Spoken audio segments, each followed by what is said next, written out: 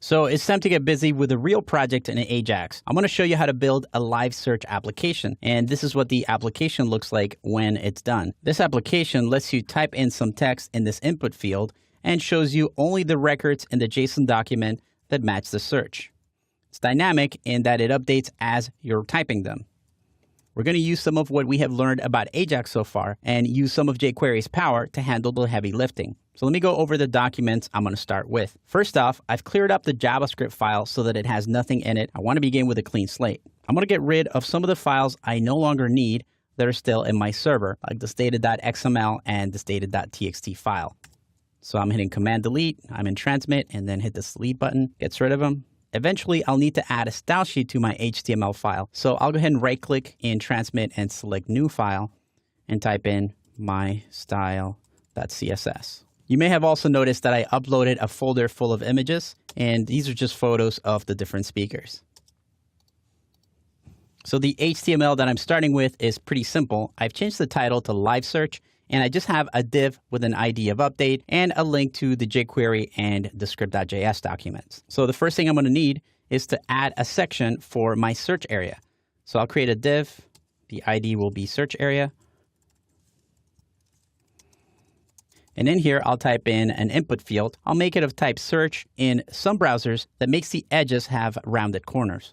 Now, it doesn't really matter what I type for name because this is not going to be part of a normal form, but I do have to add an ID value here because that's what we're going to target with JavaScript. I don't need a value, so I'll take that out.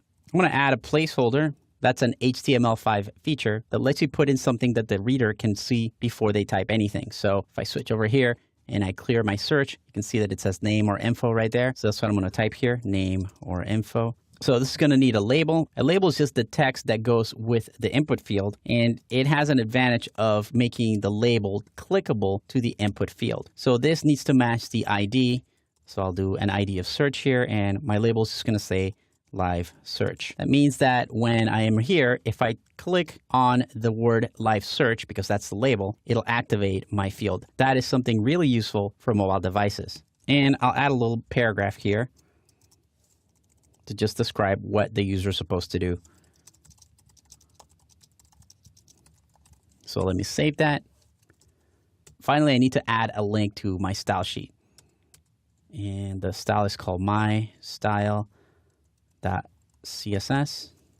I don't need a type here. Let me save that. One thing I like to do is to just put a simple rule in the style sheet to make sure that it's linking properly to the HTML file. So I'll add a body selector here, background, and just give it a background color. So let me save this and I'll switch back to my browser. I need to go to a slightly different URL here.